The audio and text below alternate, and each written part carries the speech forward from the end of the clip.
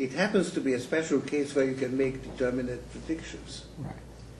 And therefore it resembles natural science. Right. Right?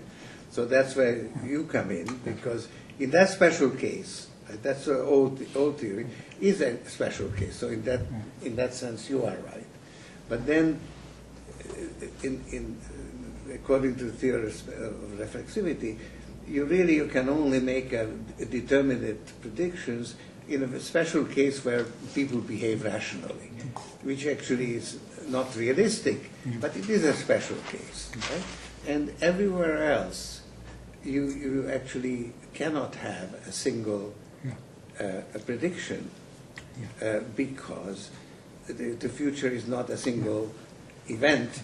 It's a range of events that can emerge depending on the biases and actions of the participants. So therefore, if the future itself is indeterminate, then to have any kind of determinate prediction, it has to be a false prediction.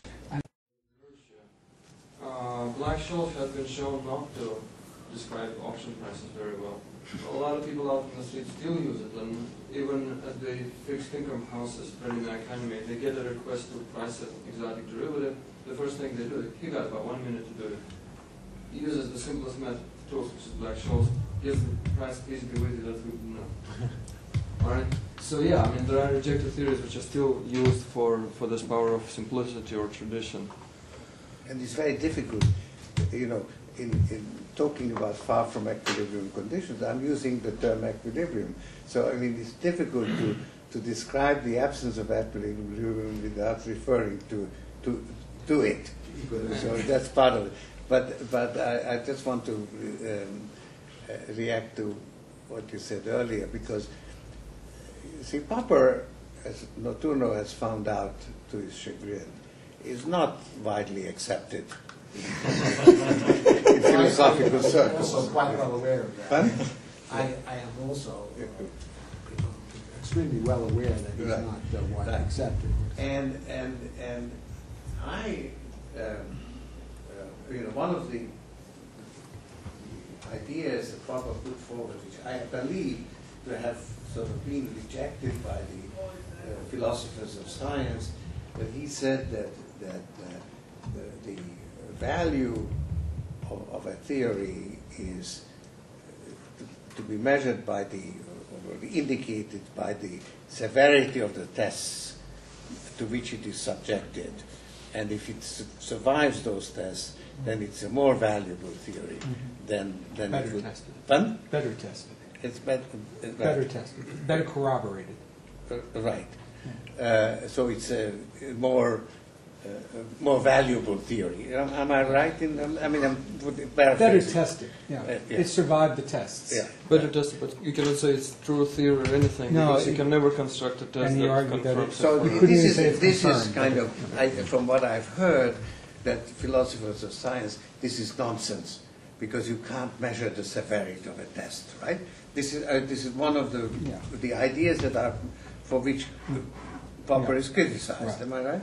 Now, I actually, being the naive guy that I am, I actually accepted this idea, and I was guided by it in my investment activities.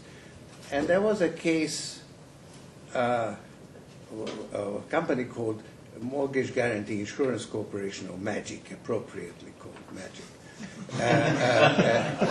And in the California real estate crash of 1960, whatever it was, the stock was down to practically nothing, because it was widely believed that having insured mortgages in a market that is now in a crash, the company is going to go broke.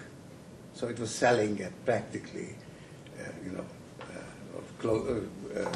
bankruptcy prospect.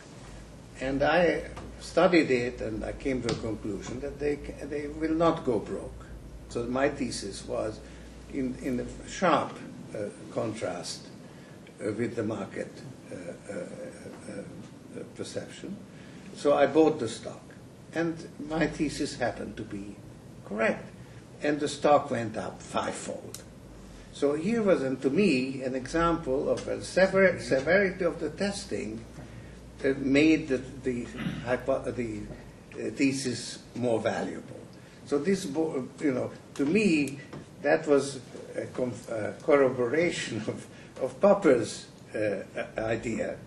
But of course, that's not accepted by the philosophers of science as corroboration. But therefore, I'm a greater believer in Popper's theory than the philosophers. We'll talk about World 3 more. Right? We'll talk more about World 3. We'll give the last word to Paul because we have another meeting to get to. George, I did a little change in direction here, but I wanted to tap into your globalism just a little bit and ask you about, something we like to discuss in some of my classes is the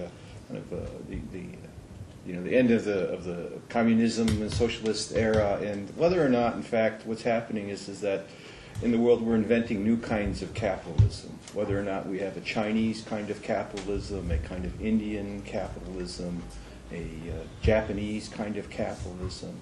Are we in a stage where capitalism and all this kind of economic theory about how markets work is really going to be changed by the fact that we have such different players in this thing called capitalism, such that they're going to invent it, and we are in a stage of different capitalisms in competition with one another? We've got different players playing with different structures, but they're competing with each other in the global market. And so I'm not sure that those are different capitalisms. These are different capitalists or different social organizations, different economies competing with each other, learning from each other. They come from different places. If you think of where the Japanese come from, right? But then they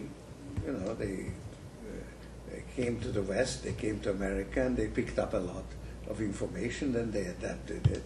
So it's different people competing, and that, I think, is actually sort of the market economy.